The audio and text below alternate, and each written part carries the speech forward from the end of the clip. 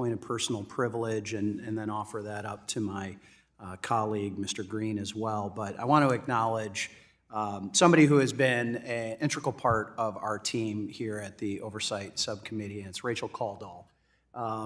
Rachel is our Chief Oversight Counsel for the past 16 months. She previously had been with the Ways and Means Committee. She's going to some other place a little north of us. I hear it's on a campus, some other building over there where they might do some important stuff too, called the Senate. And she is going to be going over the Senate Banking Committee. And we deeply appreciate your service, Rachel. You've been a pleasure to work with. You've been an amazing professional, and how you have worked through some tough issues. And we just want to say thank you on behalf of myself personally, Sean, my team, and the entire committee. We just want to say thank you for your service. And we know you're not going far. Well, I'm sure our paths will be crossing again. So blessings and all the best to your future. And with that, I'm happy to acknowledge my colleague as well. Thank you, Mr. Chairman. And this is one of those moments of bipartisanship. I'm honored to acknowledge the outstanding work and would wish her well as well. So thank you, Rachel, for your service. And as a former staffer, I know you're only as good as the people you surround yourself with, and she's been excellent. So thank you again. With that, this hearing is entitled "Moving the Money, Part 2: Getting Answers from the Biden Administration on the Iranian Regime's Support of Terrorism." And without objection, all members will have 5 legislative days within which to submit extraneous materials to the chair for inclusion in the record. I now recognize myself for 5 minutes to give an opening statement. So Assistant Secretary Rosenberg, Deputy Special Envoy Paley, thank you for appearing before our subcommittee this morning. Your testimony is significant to this subcommittee and continues to investigate how the Iranian regime accesses money around the world due to relaxed sanction enforcement and waivers. So additionally, we hope that you can shed light on why a new waiver was necessary for the Iraqi electricity sales and how the Biden administration monitors compliance of sanctions around the world. And as I said during our last hearing, I don't believe this topic should be partisan. However, I do believe in accountability. It is vital that our oversight work is informed with the collaboration and testimony directly from agencies in an open and transparent setting, not behind closed doors. So again, thank you for your willingness to be here today. As we documented in our previous hearing, Iran continues to be a leading state sponsor of terrorism, facilitating wide range of attacks and other illicit activities around the globe, and we are seeing these reports daily regarding our own troops in the region. October's attack on our ally Israel is a stark reminder that in order to prevent further atrocities, we must increase, not relax, pressure on the Iranian regime. Iran sanctions have been a significant component of U.S. policy since Iran's 1979 Islamic Revolution, and history tells us that they work. For example, the previous administration's maximum pressure campaign cut oil exports from Iran, significantly reducing Tehran's ability to fund attacks against Americans and our allies. In contrast, the current administration has adopted a different strategy. This past September, as part of a deal with the Iranian regime to get American hostages, President Biden waived U.S. sanctions to allow for the transfer of $6 billion of Iranian funds from accounts in South Korea to Qatar. While the funds were only to be used for humanitarian purposes, such as food and medicine, there are reports that the Iranian regime has found and exploited ways around those restrictions. Regardless of what the restrictions are placed on these transferred funds, Iranian officials themselves have signaled that this money is fungible, which is confirmed by the Iranian's president, Ibrahim Raisi, who stated, quote, "This money belongs to the Iranian people, the Iranian government, so the Islamic Republic of Iran will decide what to do with this money," close quote. Believing that the money will go to benefit Iranian citizens may be a bit naive. The White House and my colleagues on the other side of the aisle may attempt to dismiss the significance of these waivers, assuring us that Iran will not gain access to these transferred funds. The reality is they likely will at some point if they haven't already. My colleagues will use this opportunity to point fingers at the past administration instead of acknowledging that under this president, Iran has gained ground and grown in their influence. I will note that the Obama administration, the Trump administration, all had been operating under this, but we saw a decrease in those sales, and that's what this whole program was about, to wean places like Korea off of Iranian oil. The American people expect their representatives in Washington to stand up to those who wish us harm. As we speak, Iranian proxies continue to attack American troops and our allies with little, if any, accountability or responsibility from this administration, in my opinion. So as chair of this subcommittee, I intend to use Congress's oversight authority to hold our government and the Biden administration accountable.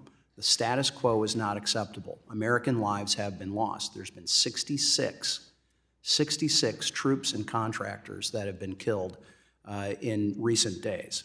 And I look forward to having an open and honest dialogue this morning. And with that, I'm going to yield back the balance of my time. Thank you. And the chair now recognizes the ranking member of the Subcommittee on Oversight, the gentleman from Texas, Mr. Green, for his requested 4 minutes for an opening statement. Thank you, Mr. Chairman. I appreciate greatly your desire for accountability. I respect greatly your desire to investigate fungibility. I do believe that President Biden is an honorable man. I believe that President Biden has followed the law. I believe that what he has done for humanitarian purposes is something that other presidents have done in a similar way. I believe that the $6 billion have not gone to, and I think we'll get evidence of that, to Iran. The money would never go to Iran. It would be utilized to make purchases for humanitarian purposes that could benefit people in Iran. I think that this quest for accountability is something that we should pursue. I don't think we should stop with just the second hearing, however. I think we need a third hearing. I think we need a third hearing because we need to take a look at the money that has gone to Hamas. The CNN news story. In 2018, Qatar, now Qatar is the same country that would aid and assist with the humanitarian support to the people in Iran. In 2018, Qatar began making monthly payments to the Gaza Strip. Some 15 million was sent into Gaza in cash-filled suitcases. Cash-filled suitcases. Now this cash money going into the Gaza Strip, into the hands of Hamas. This was delivered by the Qataris through Israeli territory after months of negotiation with Israel. Now, what is interesting about this is, in doing this, $15 million, and by the way, when I say dollars, I literally mean dollars, US dollars, not Canadian dollars. In doing this, the US was aware of the Qatari payments, and this was on President Trump's watch, to Hamas. This is per a former senior State Department official. And also, this allowed Prime Minister Netanyahu to avoid the pressure of peace talks because he could indirectly keep Hamas in power. And in so doing, he would have the perfect enemy, the perfect scapegoat, somebody that does not want Israel to exist. And as a result of not wanting Israel to exist, he could always say, I don't have a partner to negotiate with. But while he's saying this, he is allowing millions in cash. We don't have to talk about fungibility. Millions in cash to go directly to Hamas. I think that we ought to investigate Mr. Trump's actions or the administration's action. I don't think we can limit these things to the lawful actions of President Biden. This is more than probable cause to investigate. I would hope, Mr. Chairman, that we would treat the Trump administration with a similar desire to have accountability and find out what happened to that cash, suitcases of cash. I yield back. Gentleman yields back, and I will note that I believe Ms. Rosenberg, and I'm not sure about Mr. Paley, but are career employees, correct? No, I had it reversed. Okay, Mr. Paley is, so you may have that ability to ask them that. The chair now recognizes the ranking member of the full committee, Ms. Waters, for a minute for an opening statement. Thank you very much, Mr. Green. Under the Biden administration, the United States has maintained the most extensive set of comprehensive sanctions on Iran. In fact, the Biden administration has ramped up pressure significantly since the Trump administration by designing sanctions for hundreds of additional entities for activity related to Iran, including illicit sale of Iranian oil. Further, President Biden successfully negotiated a temporary ceasefire and the return of hostages taken by Hamas. This is the kind of steady leadership that America needs in an increasingly unsteady world. While I'm interested in working across the aisle with the administration to ratchet up pressure against Iran in any way possible, the accusations that the Biden administration has somehow weakened sanctions against Iran are simply false and are not conducive to productive conversation on these issues. I hope we can clear up much of that misinformation, and I thank you, and I yield back. Gentlelady's time has expired. So today we welcome the testimony of Elizabeth Rosenberg. Assistant Secretary Rosenberg is the Assistant Secretary for Terrorist Financing and Financial Crimes. Mr. Abraham Paley is the Deputy Special Envoy to Iran, and we want to thank you for taking the time to be here in person today, and without objection, your written statements will be made as part of our permanent record. So Assistant Secretary Rosenberg, you are now recognized for 5 minutes for your oral remarks.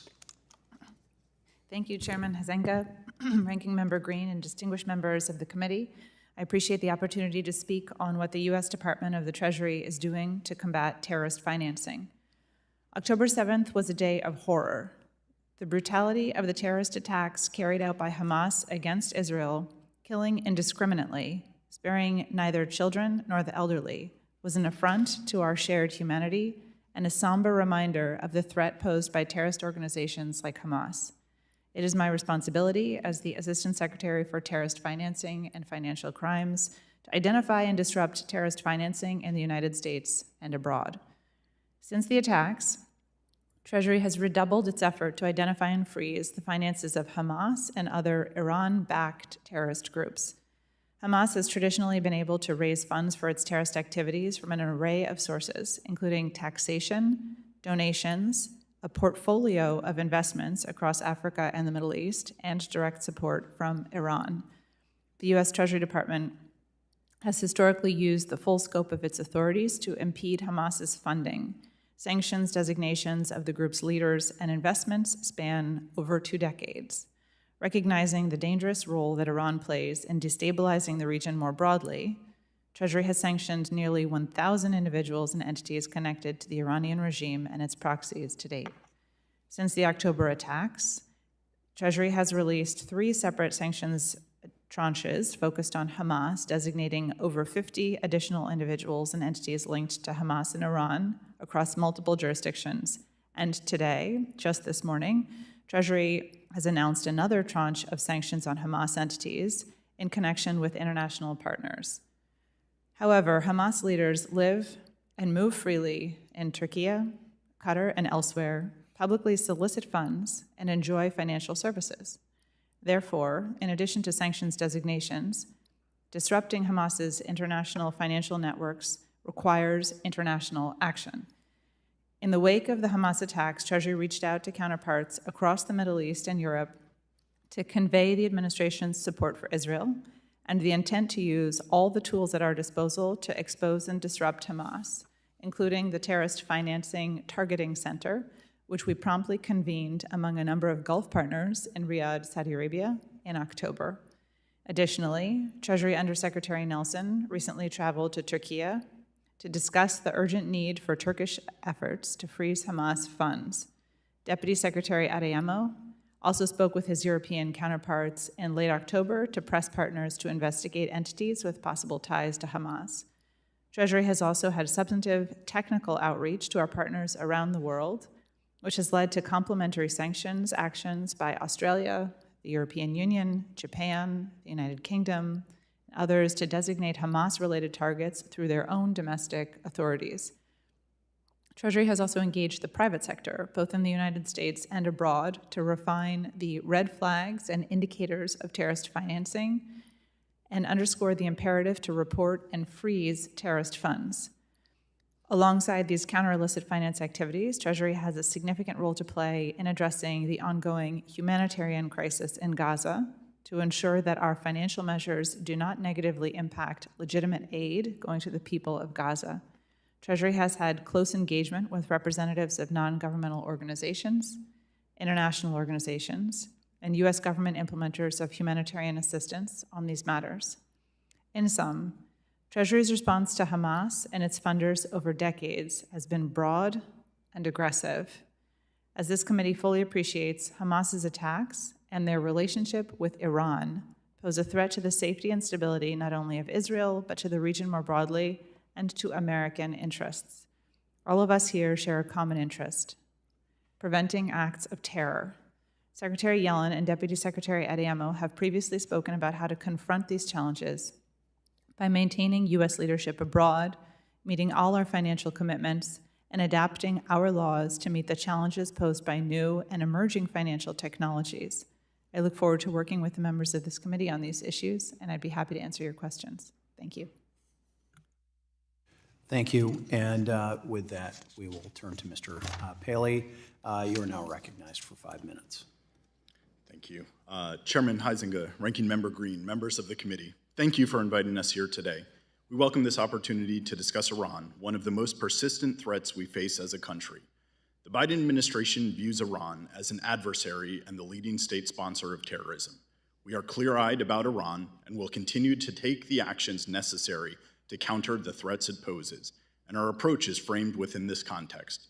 Across the federal government, we are confronting Iran and pushing back against its destabilizing activities. We are coordinating closely with allies and partners to enhance our already strong military deterrent. We are implementing biting sanctions and economic pressure, and we are utilizing strategic messaging to make clear Iran's behavior will not be tolerated, will be punished, and that Tehran will continue to be treated as a pariah on the international stage, absent a shift in its policies. This resolve in countering Iran has been on full display since the horrific Hamas terrorist attacks on Israel on October 7th, the subsequent attacks by Iranian-backed proxies on U.S. personnel and facilities in the region, and the Iran-enabled Houthi attacks on Israel and on commercial shipping in the Red Sea. We view Iran as complicit in Hamas's barbaric terrorist attack and the attacks against us by its proxies, and we will continue to hold it accountable.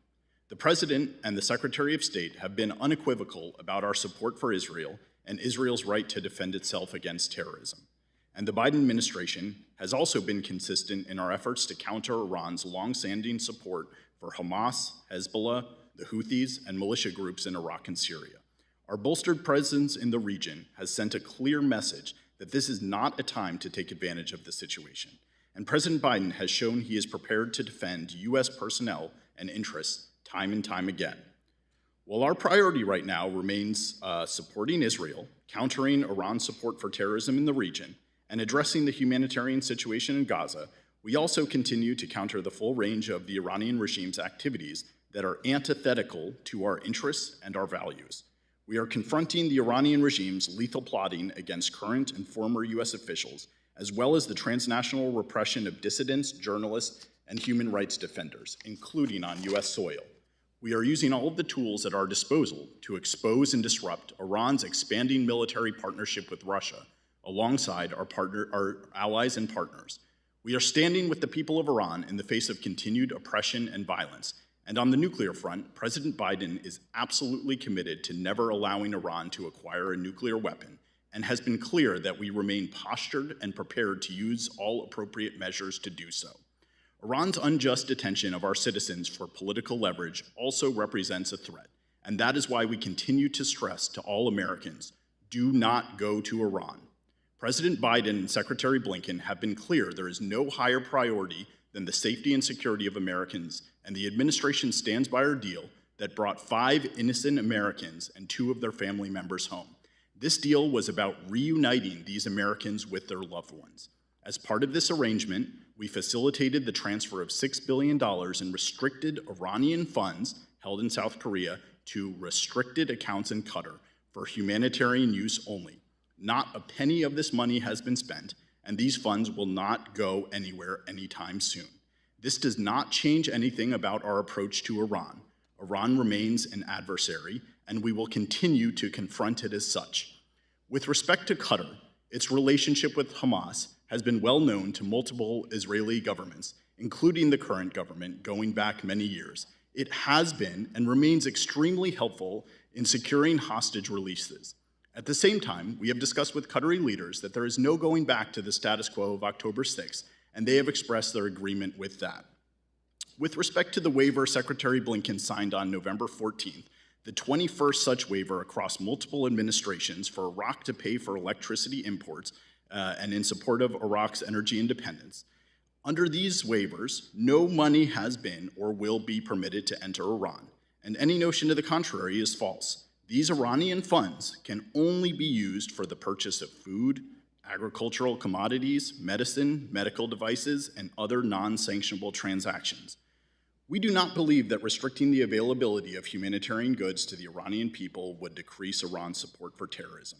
Iran has proven it prioritizes destabilizing activities and terrorism regardless of the country's macroeconomic conditions. And since we do not expect any change in Iran's behavior from these steps, our approach to Iran is similarly not going to change. And so I close by reaffirming the administration's commitment to addressing Iran's continued destabilizing behavior unilaterally and with our partners. Thank you.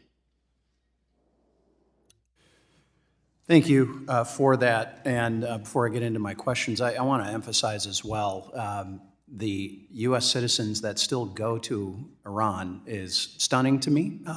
Recently, I had the Swiss ambassador to Iran in my office. She and the Swiss act as our on-the-ground liaison since we do not have diplomatic relations. They know of tens of thousands of our citizens who are there, and they suspect that it may be more. So if anything, if we want to talk about bipartisan agreement, please do not go to Iran. And so we, the government, and we as citizens aren't ever put in that situation. So I wanted to emphasize that is a public service announcement from the Oversight Committee, if that's okay with the ranking member. So I'm going to start with my questions with Assistant Secretary Rosenberg. What is the Biden administration's policy reason for allowing the transfer of money from Iraqi banks to Iraqi dinar, in Iraqi dinar, to France, Germany, Italy, and Oman, the last 2 waivers that covered those, and to be then converted from dinar to euros? Basically, what I'm wanting to know is the why, and then secondarily, who requested this move? So, Secretary.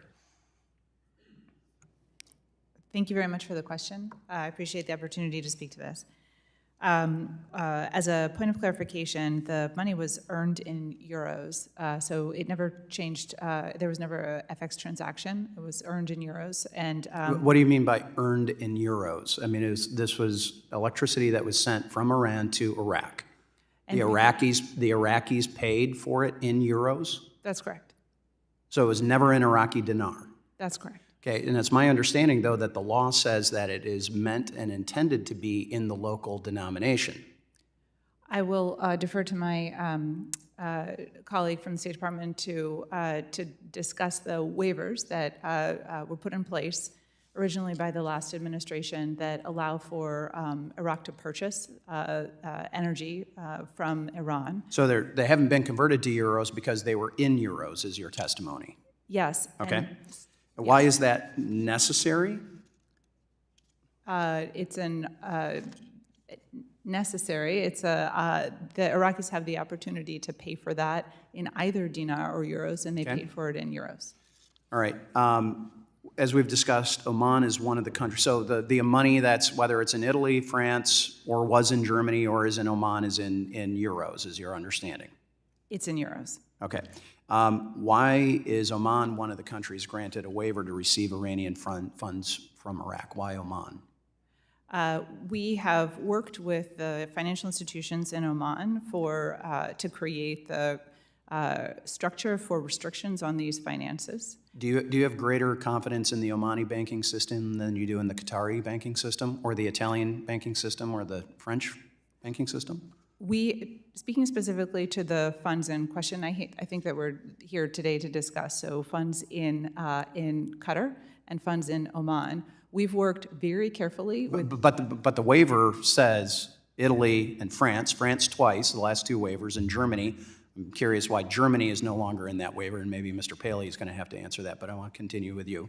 I'd happily defer, since these are State Department waivers, so I'd happily defer to my colleague to speak to the text of the waiver. Okay. But with respect to the confidence that we have in the financial institutions in Qatar and in Oman that hold this money, we've worked on creating a structure for the restriction of these funds and a whole series of levels of compliance in order to examine the money and any potential requests for transfer. And we had that may- testimony previously that there's no written agreement on that. There is no letter, but there is a letter, but not a written agreement. But have there been any humanitarian transactions facilitated from the Iranian funds held in Oman? There have been 2 transactions. 2 transactions, okay. I know Mr. Paley had said there had been none out of Qatar, but there have been out of Oman. Have there been any issues or problems identified in the transactions facilitated from the Iranian funds held in Oman? I'm familiar with the request from the chair regarding some matters related to the financial institutions. We have prepared a response to that, and that will be forthcoming, I believe, today. It would be inappropriate for me to speak in an open setting here about the financial institutions in detail, although we'd be happy to, in a closed setting, speak more about that particular matter. So this is yes or no. You're not giving us any information. Have there been problems or issues with those transfers? The transactions themselves, we have confidence in the series of restrictions that we have in place and the due diligence around Okay, the request. Ms. Rosenberg, you're sliding into bureaucrat speak now. I mean, you're going soft around the edges on this. It's a simple question. Now, your answer can be what I interpret is I can't answer it in this open setting, but have there been problems? I appreciate the question, and we would be happy to, in a closed setting, speak to you more about the particular transactions. So we will take that as a yes. And all right, so my time has expired. I will, with that, I'm going to recognize at the request of the ranking member of the subcommittee, the full committee ranking member, the gentlewoman from California. For Thank you 5 very minutes. much, Mr. Powley and Ms. Rosenberg. The United States had a long-standing bipartisan policy to explicitly exclude certain humanitarian activities from sanctions restrictions. Specifically, humanitarian acceptance allowed for trade in agricultural commodities, medicine, and medical devices. Such exceptions are reflected in legislation and executive orders that form the United States sanctions programs, including those related to Iran. These humanitarian exceptions reflect basic respect for all human life, and they are also important to our broader national security interests. Right now, there's a very serious humanitarian crisis occurring in Gaza, And although the Biden administration was able to successfully negotiate a temporary ceasefire to allow for more humanitarian assistance, much more is needed. Mr. Powell, Ms. Rosenberg, can you discuss the importance of humanitarian exceptions in the context of what is happening in Gaza and U.S. strategic interests in the broader region? What would an elimination of humanitarian exceptions to sanctions and what that would mean for the innocent civilians in Gaza? Thank you very much for the question. It is correct that the ability to, the exceptions that exist to pay for agricultural commodities, medicine, and medical devices are a matter of longstanding policy. They are enshrined in congressional statute over years, over many programs, over successive Congresses. They are enshrined in executive authority as well, over a variety of administrations. And as you say, it reflects respect for human life. It respects core values of Congress, of the administration, about providing for meeting basic human needs. These exceptions that exist, the ability to pay for humanitarian goods, apply across an array of sanctions programs. And so to the extent that where there is a need, so for example, you were noting in Gaza, our exceptions exist there as well, which is to say that sanctions should not be, and we will work so that they cannot be here, restrictions on the provision of humanitarian assistance there as elsewhere. One note I would add, given that we're here to discuss Iran and its support for terror, including through proxy groups in the region, and our concern about the potential for diversion of humanitarian aid, it creates the necessity for us to work diligently to ensure that humanitarian aid is in a number of circumstances restricted, and we have great clarity on the fact that it shall be used for humanitarian aid and not diverted. Thank you, Mr. Palin.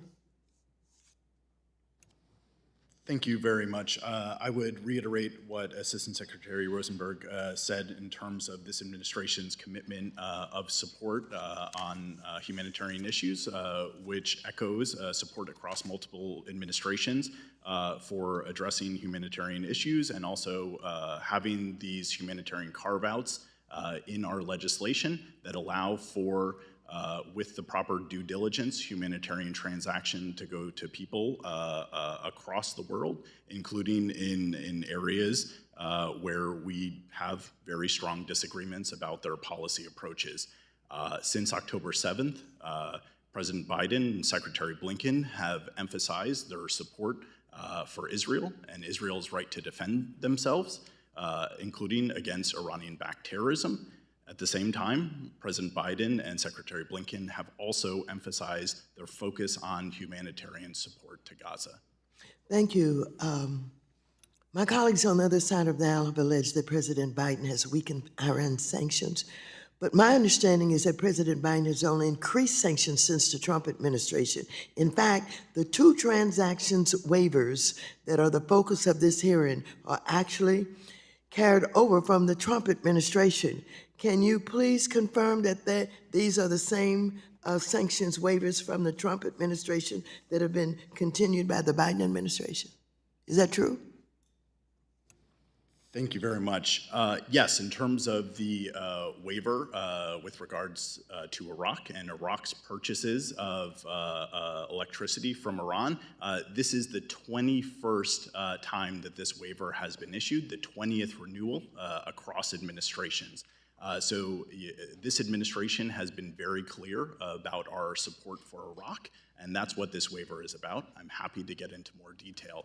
And as Ms. Rosenberg said, our time has support expired. for, excuse me. I'll let you finish the sentence, but the gentlelady's time has expired. Okay, thank you very much. Thank you very much. All right. Go back. With that, the gentleman from Texas, Mr. Sessions, is recognized for 5 minutes. Mr. Chairman, thank you very much. What's happening today is that this subcommittee, under the leadership of our young chairman, is trying to ask questions because, as you know, as required by law, there's a report that was issued to Congress. There was only one sentence in the report regarding the payment transfer of authority in the most recent November Iraqi electric waiver. So I've got a copy of your statement here, and the statement says the Secretary also certifies that France, Italy, and Oman faced exceptional circumstances preventing them from significantly reducing their petroleum products purchases from Iran.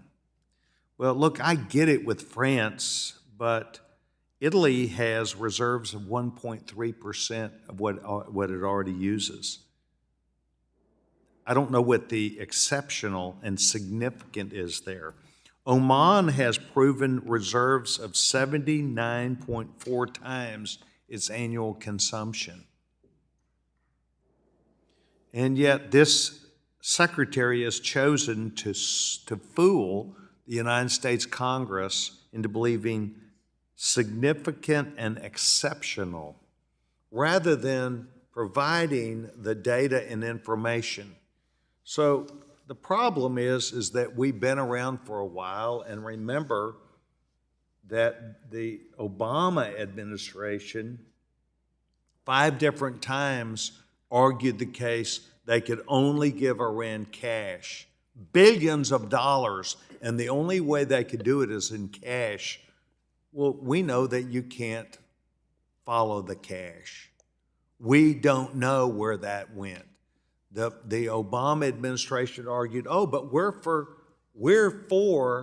the Israelis, but kept giving billions of dollars to cash. Hamas only has about $500 million a year, and yet these administrations from, granted, the Democratic side, give billions of dollars cash to the Iranians, where it's just slush money. Just go give it out. There's no way to follow the money. Mr. Paley, there was no explanation in this report as to why it necessitated the payment transfers. I gave you 2 minutes. Gentlemen, I'd like for him to answer the question of what should have been in here in this report. Thank you very much, Mr. Congressman, and thank you for the opportunity to I'm sure you're delighted with it. We welcome the opportunity because at the heart of it, what this waiver is about is our support for Iraq. Across administrations, we have issued and renewed these waivers. Then why did you blame Oman and exceptional circumstances and significant? Why did you use those terms for someone that has 79 times what their annual needs are? Thanks very much for the question. So over time, multiple administrations have approved and renewed these waivers to allow Iraq to continue to purchase electricity from Iran. Over time, money has accrued in these accounts that are in Iraq and that are subject to all of the restrictions that have remained in place because we have not lifted any sanctions against Iran. Over time, as this money has accrued, Iran has sought to use this as a point of leverage over Iraq and pressured Iraq to release this money, to give it back in certain ways, and Iraq has stood firm. So we, with this waiver and with the previous waiver, have sought to stand firm with Iraq as it continues to improve its energy independence, but work with Iraq to get these Iranian funds out of the restricted accounts in Iraq, where Iran is able to leverage Iraq to release this money or transfer it in a way that would potentially not be subject to all of the restrictions that are in place. Mr. Paley, I think your use of terms and hiding, in my opinion, behind this need for humanitarian and to support Iraq and all these things, we are dealing with America's greatest terror, and that is the Iranians, and you're giving them cash. Mr. Chairman, I yield back my time. Thank you. The gentleman's time has expired. With that, the gentlewoman from Texas, Ms. Garcia, is recognized for 5 minutes. Thank you, Mr. Chairman, and thank you for the witnesses' presence today, and I echo many of the comments made by some of my colleagues in condemning the rise of anti-Semitism, Islamophobia, and the hate in all forms here in the United States and abroad. Everyone in this room and across the world saw the gruesome images and heard the heartbreaking stories of those impacted by the October 7th attack on Israel by Hamas. Attacks like these reinforce that the United States must maintain its steady global leadership abroad and has only strengthened during the Biden administration. Terrorist groups like Hamas and Hezbollah are financed by Iran. There's no question about that, making U.S. sanctions on Iran critically important. We heard testimony today that places focus on 2 sanctions waivers granted by the United States earlier this year. So I want to inquire specifically further about the $6 billion in Iranian funds transferred from South Korean banks to Qatar. Ms. Rosenberg, Secretary Wally Adeyemo told Congress that the U.S. and Qatar have agreed to effectively block the funds and that on a case-by-case applications, the money would be spent under the current arrangement will be denied for foreseeable future. Could you provide specific examples of oversight mechanisms in place whether the humanitarian channels are in place to prevent any funds from being used for terrorist financing? I know that I think Mr. Pauly said that not one penny has been spent. Thank you for the question. It is the case that there have been no transfers out of this from the $6 billion sum held in Qatari financial institutions. So I'll offer an explanation of the measures in place to prevent the diversion to non-humanitarian purposes. There's 3 levels of controls on this restricted fund. So in the first instance, the financial institutions themselves apply their own know your customer and due diligence requirements for the funds. In certain instances, they have adopted a policy to pre-vet potential recipients of funds. These would be firms engaged in agricultural activity, medicine, and medical device supply companies, for example. So they've also, these firms, the financial institutions have also adopted a policy of only letting existing account holders be in the position to receive the funds, which is to say those that have already been onboarded and vetted for customer awareness. So that's one level, is the intensive and enhanced due diligence at the financial institutions. On top of that comes the restrictions from the European Union. So these are the kinds of controls, know your customer and anti-money laundering controls, incumbent upon institutions that operate within the EU. This is because, as noted previously in questions with the chair, the funds are in euros, which means that there's a necessity to, when clearing euro transactions, be in line with European policies on anti-money laundering and countering the financing of terrorism. So a second layer of controls has to do with European standards. A third level of controls has to do with the United States and the restrictions that we and the Treasury Department places on these accounts, on these restricted funds. I will note that there's no U.S. nexus to these funds, nor has there been at any point. Nevertheless, we have imposed our own restrictions on these accounts in these institutions, and these Qatari institutions, and this involves our own anti-money laundering and countering the financing of terrorism restrictions. It requires the financial institutions to notify the U.S. Treasury Department whenever they seek to engage in any transfer. And back to the original point, no transfers have so far occurred. No transfers have occurred. That's correct. And Mr. Paley, are you concur or have anything to add to Ms. Rosenberg's response? I concur with her response. Thank you. All right. And you said earlier that not one penny has been spent. That's correct. Not one penny. Correct. I think it's worth repeating because that seems to to be a point that some don't seem to hear, and I want to make sure that the public heard that not one penny has been spent. Exactly. Not one penny has been spent from All those right, funds. well, thank you, and I see my time's running out. I yield back. Gentlelady's time has expired. With that, the Vice Chairman of the committee, Mr. Rose from Tennessee, is acknowledged for 5 minutes. Thank you, Chairman, and thank you to our witnesses for being with us today. Mr. Paley, how has the placing of U.S. Special Envoy to Iran, Robert Malley, on unpaid leave affected your office's ability to effectively function? Thanks very much for the question. So as the Deputy Special Envoy for Iran at the State Department, I'm in charge of the day-to-day implementation of our Iran policy at the department, and nothing has changed in terms of our implementation of that policy.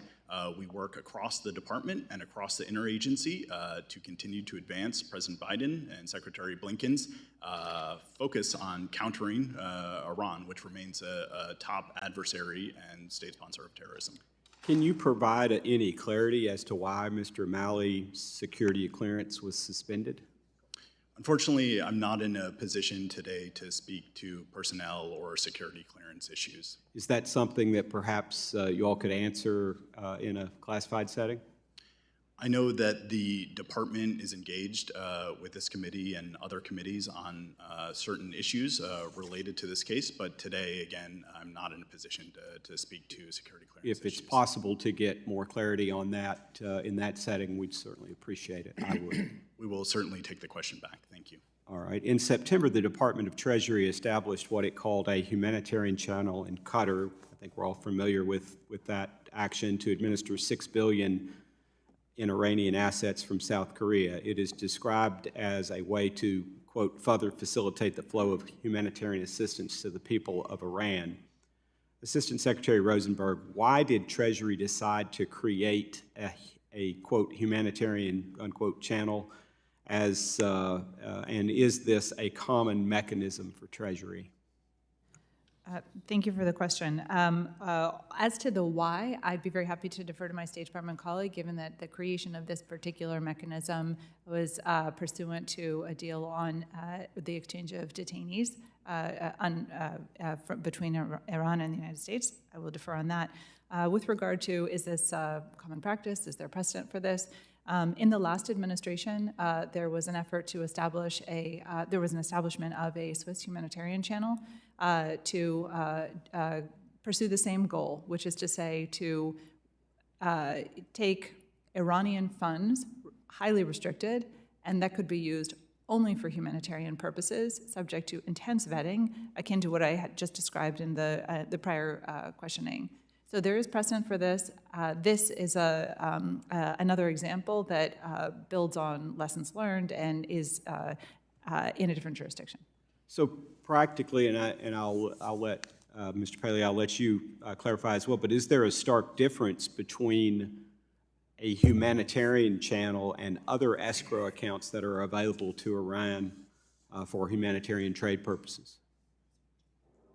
And either one of you. I can answer that. So it is the case that there's special conditions around a humanitarian channel understood as such, which is to say the establishment of such a channel is exclusively for, is designed and established exclusively for humanitarian payments. And as I was noting before, it can be the case that certain potential recipients of the funds are pre-vetted. They can only be customers of an institution. It's designed for that purpose. Generally speaking, the U.S. law, policy, and sanctions allow for payments, Iran, as well as for other countries subject to intensive sanctions and other programs, to be able to pay for humanitarian transactions. But this is a particularized channel established with conditionality around it, even though it could be permitted to pay for humanitarian goods in a different account, but subject to that would not be an account established exclusively for humanitarian purposes. And give us some greater sense of what data Treasury is relying on to ensure that the humanitarian channels are the most effective way to get the appropriate assistance to Iranian citizens? How are you measuring that? What's the data source that you use to measure that effectively? That's an interesting question. I would offer that our highest purpose here is to, and the purpose that guides our policy overall, is to ensure that Iran does not have access to money it can use for terror and destabilization. And so... Our time has expired, but I would appreciate it if you might expand on that for the record. Thank you. I yield back. Gentleman yields back. With that, the ranking member from Texas, Mr. Green, is recognized for 5 minutes. I reserve and ask that you go to the next member that's available for questioning. We're sorry, Mr. Green, we're going to have you, will be our last. This is our last. So it is, unless we are willing to do a second round, which I'm happy to do. I know there's more questions. Mr. Chair, I would refer you to the committee rules, and I'll quote, "The chair shall, so far as practicable, defer to the ranking member with respect to the order of recognition for minority members. I have no additional minority members, and I reserve, and I ask that you go to a member who is prepared to speak on your side." Happy to engage in this conversation about our rules. You have control of your side of the aisle. If you don't have any more members, you are the last one, so therefore it's your turn. I have more members on my side, and that's the discretion of the chair. So I'm not doing anything funky with the rules. It's your turn. So I know you'd like to have the last word, but that's not how this works. We have more members over on this side. The majority is going to get the last word. So the gentleman can bypass his ability to have a question. I'm happy to go to a second round of questioning, because I know I certainly have more questions. So does the gentleman agree to a second round? The gentleman would ask that the chair adhere to the rules, and in so doing, respect my right to pass. And I appreciate your highly technical terminology of funky, but this is, in my opinion, something that is appropriate under the rules. The gentleman, I reserve. The gentleman will understand that I am adhering to the rules, which is you get to determine. You had the ranking member go first. You always nicely defer to your members and always go last on your side of the aisle.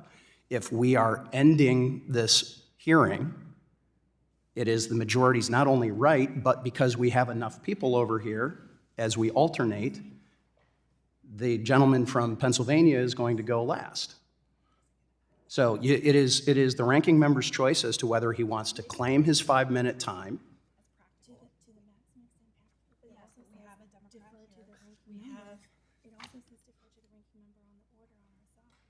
We have deferred to the ranking member on his side. We have given him the ability to choose to have the full ranking member. Hold on. Please tell me that you recognize how foolish and childish this is. Well, So, I recognize, no, sir. excuse me, allow me to respond to that it was not necessary for you to use the term foolish and childish. Okay, so the It was chair not. shall, I have so been far as very respectful. Hold on just a practicable- moment. I've been very respectful of you. Now you will respect me. Respect me if you don't respect the rules. Gentleman knows I have full respect for Well, him. then foolish which and is- childish which is which not the why way I to was address a actually- member of Congress. Excuse me, sir, I was actually referring to the staff behind us that was interrupting our proceedings. So, Well, I would with that, defend the staff. I don't think you refer to the staff as foolish. actually, I did as I turned Well, around you can looking do at it, your staff but and our staff. I would say to you that that's inappropriate way Okay. for a member of So, Congress would the to refer to gentleman like to staff. proceed, or would you like to The continue to member, argue about the process? the member, I reserve. So the gentleman, just to be clear, the ruling of the chair will be that the gentleman is forfeiting his 5 minutes. The gentleman from Pennsylvania will be recognized, and that will be the end of the hearing. That is your choice. I appeal the ruling of the chair. That is your choice. I appeal the ruling of the chair. I haven't done anything yet, I'm giving you your options, or we can continue on with a second round. I'm happy to then go back, if you would like to get the ranking member or Ms. Garcia or any of your other members here, happy to do that. But either I'm going to recognize you for your 5 minutes, or I'm going to recognize the gentleman from Pennsylvania for 5 minutes, and when the gentleman from Pennsylvania is done, the hearing is done. So what What is your choice, sir? May I ask you a question? Would you be so kind as to receive a question as chair? Absolutely. So what your contention is that the gentleman from Pennsylvania will be the very last person? Unless we have more members on our side or your side show up. Would you hold for a moment, please? Would you? Happy to.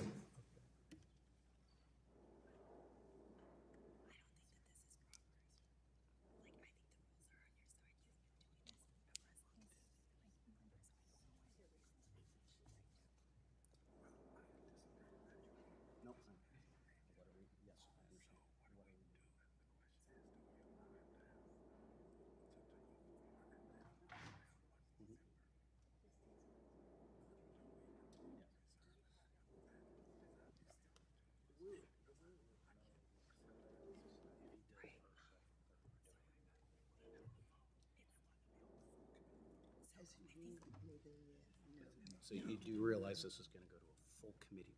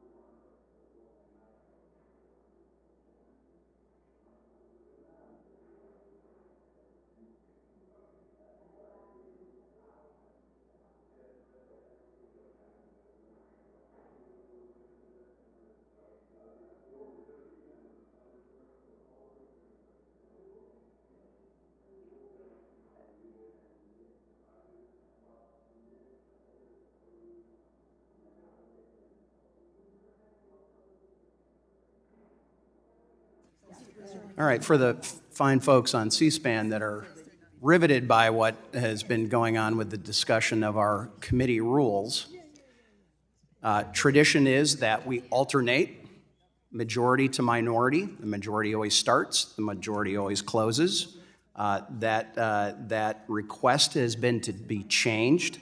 I had having an understanding with the ranking member now that we will be, at his request, running through the rest of our committee members, the Republican committee members. He will then claim the last 5 minutes of questioning, at which point I will grant him an extended time for a closing remark, at which point then I will have that same amount of time for my closing remarks to end the hearing. So, after lots of back and forth, it is now the gentleman from Pennsylvania, Mr. Muser, is recognized for 5 minutes. Thank you, Mr. Chairman. So, Mr. Paley, do you think the $6 billion and Ms. Rosenberg will be only used for humanitarian purposes? You pretty much stated that, right? Even though the Iranian President Raisi said they will use it for whatever they want, whenever we need it. Do you not believe, is the Iranian president not to be trusted in his words? I would certainly not believe everything that the Iranian president says. Okay, so the Iranian president should not be believed in this case, or do you just pick and choose when you believe him and don't believe him? We don't trust the Iranians. We view them as an adversary and a Okay, so state-sponsored why do you terrorist. think then that the aid would not be used for other purposes? Do you understand what the term fungible means? You probably do. You're pretty educated, right? You know what fungible means? Okay, so if Iran has $50 million and they get $50 million, and they were going to use that $50 million for food, and then they get a new $50 million, they can use the new $50 million for food and use the old $50 million to buy weapons for terrorists. You get that, right, sir? So why don't you think that's going to happen if you don't trust them? Thanks very much for the question. So I have full confidence in the due diligence measures that Assistant Secretary Rosenberg has outlined for this money. It can only be used for You know, there's an humanitarian expression up by me, you know, there's a bridge in Brooklyn that I'd like to show you and see if you're interested in. That's just absurd, and I think you know it. And in your memoirs, you'll probably write it that way. What about the $10 billion from Iraq? That's not fungible either. That will be highly monitored, and we'll watch where every penny goes. So in terms of the due diligence, both of these sets of funds can only be used for humanitarian transactions, sure. and we In have a words. great deal In of... theory, in weak theory, against a regime that we don't trust, that we know is bombing Americans' forces and as we speak. $6 billion, you say, no, we love saying not one penny, not one penny, not one penny. Okay, is that permanent? Is that permanent, that not one penny of that $6 billion will go to Iran? As we've said, we do not expect this money to go anywhere anytime Okay, soon. so, but can you guarantee me it's not permanent? It is permanent? What we've said, and this is based on U.S. law, So it's not. So really, we should have said yet, not one penny yet has gone to the Iranian terrorist regime. That's more of a correct statement. Are the sanctions in Iran, we're stating that the sanctions in Iran now are stronger than during the previous administration, even though Iran's reserves went from $4 billion to God knows where, $80 billion. Even though that is a fact, you're going to sit there and tell me that, tell the world, that the sanctions today are stronger than they were under the previous administration, even though there's been a reversal of fortune. so this administration, we have not lifted any sanctions against Iran, and in fact, we have actually rolled haven't out enforced the sanctions, countless numbers of sanctions, Mr. Is it Congressman. true that the amount of oil exported from Iran is nearly 10 times what it was 4 years ago? We continue to closely monitor oil exports. I'm asking you a question. Is it true or false? Is it true that the amount of oil being exported from Iran is nearly 10 times more than it was 4 years ago? The oil Even though you didn't change the sanctions. Mr. Chairman. Is that true? Mr. Congressman, the oil exports from Iran have fluctuated over time. There are a variety of reasons for that, but what does remain in place is all of our sanctions, which we continue to enforce. But the sanctions aren't working. clearly. In fact, they're 1/10 what they were before in enforcement. The International Atomic Energy Agency found many violations, okay, I was there, of the uranium enrichment taking place in Iran. Many violations. Can Iran be trusted to abide by those so-called rules that are trying to be worked out with the Biden administration with no surprise inspections in place?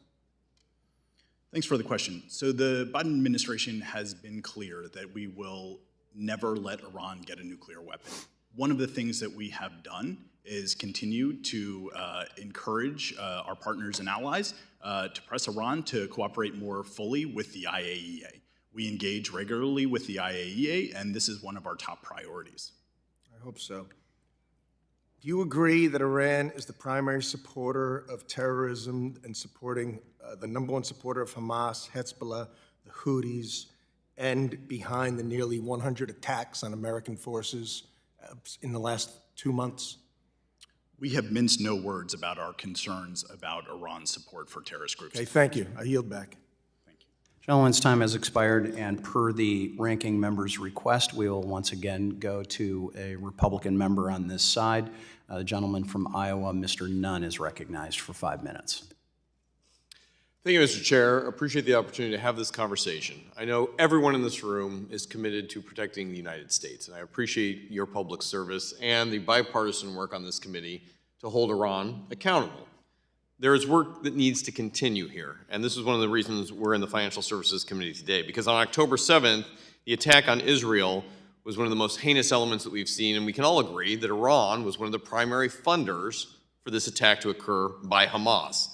Challengingly, the United States has stalled in freezing Iran assets, though. The $6 billion in illegal oil sales, we have been good on this committee, and I'm proud to lead the commitment that we will never transfer that money to Iran. However, they are continuing to move an unprecedented amount of oil out of the country for sale through a ghost armada. We've been briefed on this in both the classified setting and the public setting, so today we'll talk at the unclassed level, but we understand that this amount of new funding, over $80 billion, or to put that in another term, 400% increase since these tough sanctions we've talked about, has actually increased. And it's precipitated a number of threats to the region, not just to Israel, but to our own forces right in the Middle East, areas where I have flown multiple combat operations out of, have received over 100 attacks, has been highlighted today in just the last weeks alone. And during my time as a counterintelligence officer, I personally witnessed the shady tactics of the Iranian regime and their work to combat U.S. interests in the region as well as our allies by undermining them through nefarious relationships with Hamas, Hezbollah, the Houthi rebels, and ultimately through the Iranian Revolutionary Guards Corps. So let's get started. I want to talk to you, Ms. Rosenberg. Talk to us about, first of all, how the Iranians are getting, you work on Treasury, how they're able to get oil out of Iran through these sanctions using ships that fly under false flag. Thank you very much for the question. Iran uses a variety of methods in order to try and earn money. I appreciate Talk to me specifically about the ships. Let's get to it. Using obscured means, front companies, a network of individuals who are not who they say they are.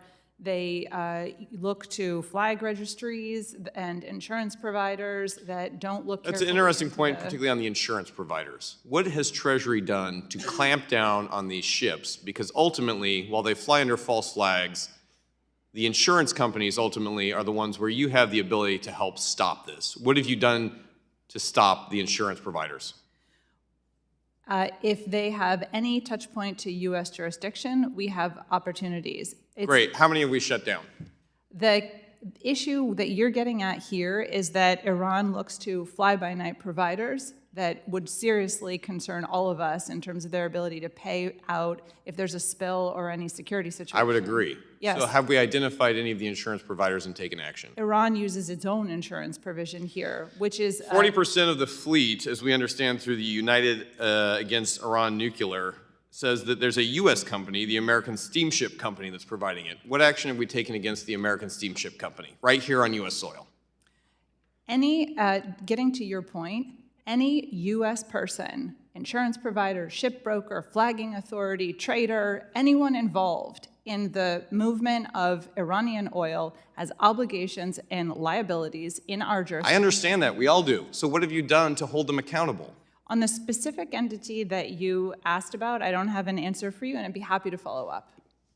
Beyond the pale, we have asked this question multiple times. You are Treasury. What other U.S. entities are providing insurance to Iranian Ghost Fleet ships? None that I'm aware of. All right, I'm going to hold you to that. Let's follow up then. Mr. Paley, I want to talk with you on, are you aware that Iran has a history of freeing up funds to provide assistance to proxies in the region for terrorist purposes? Yes, we have long expressed our concern about Iran's support for. And so when we talk about the humanitarian aid piece, let's talk about the Turk Bank. It's gone before U.S. review. We have seen that Iran has a long history of taking money intended to help the Iranian people and use it to fund terrorism. Would you agree with that? We have long expressed our concerns about this, and that's why we have. Tell me a tangible action that you've taken to clamp down on this.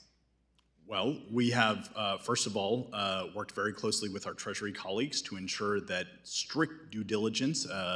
Agreed. Has it is for stopped all of any of these the flow of oil? Because I've only seen increases. In terms of the flow of oil, we also have a series of actions that we continue to roll out to address these issues. In addition to sanctions, we also have diplomatic outreach to a variety of different countries when we are aware that they are involved somehow. Mr. Paley, I would like a Iran's listing exports. of all the actions that have actually resulted in a reduction of oil flow out of Iran into terrorist groups. Thank you, Mr. Chair. I yield my time. Gentleman's time has expired, and I will remind everyone on the committee that they are able to submit through the chair, questions in writing to our witnesses who are expected to respond in promptly. Now, finally, the long-awaited gentleman from Texas, Mr. Green, the ranking member, is recognized for 5 minutes before we will then move to a separate 2-minute closing. So, gentleman is recognized for 5 minutes and then an additional 2 minutes. Thank you very much, Mr. Chairman. I am going to read from an article that was printed on Tuesday, December 12, 2023, and ask that it be admitted in the record at a later time. My colleagues, this is not contained in the article, are concerned about fungibility, but it is selective fungibility. Not a lot of concern about what happened with money in cash in a previous administration. The article is styled, Qatar sent millions to Gaza for years with Israel's backing. Here's what we know about the controversial deal. I shall not read it in its entirety, I'll read excerpts. When did the Qatar payments start? In 2018, Qatar began making monthly payments to Gaza Strip. Some 15 million were sent to Gaza in cash-filled suitcases.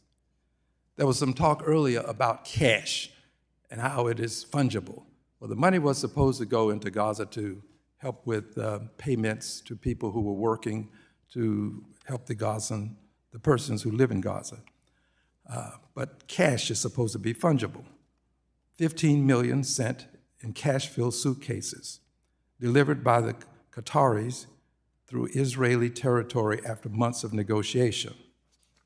And then it goes on to read, Israel approved the deal in a security cabinet meeting in August 2018 when Netanyahu was serving his previous tenure as prime minister. The U.S., that would be under the Trump administration I'm adding, was aware of the Qatari payments to Hamas.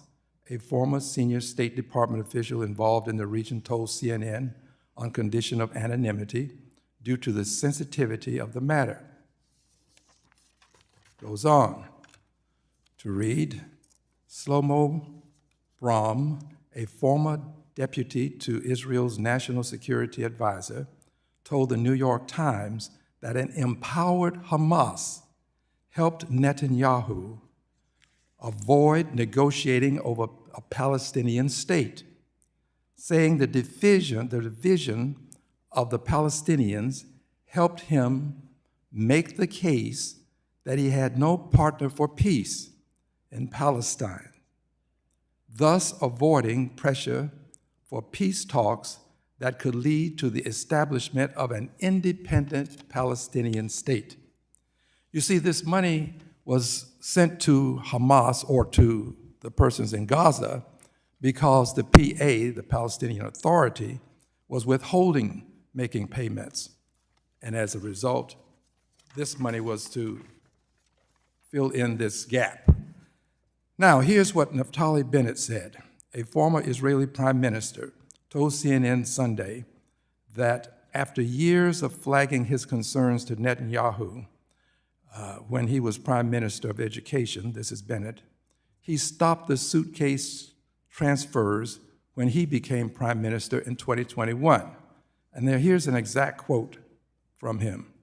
I stopped the cash suitcases because I believe that horrendous mistake to allow Hamas to have all these suitcases full of cash that goes directly to reordering themselves against Israelis. This is the exact quote. Why would we feed them cash to kill us? Bennett asked. Continuing. Qatar denies those funds were intended for Hamas, saying they were meant as aid to salaries of workers in the besieged enclave. So friends, under the theory of fungibility given to us today by my colleagues, when you give money to workers that Hamas might normally have to use from its coffers, now you have aided Hamas.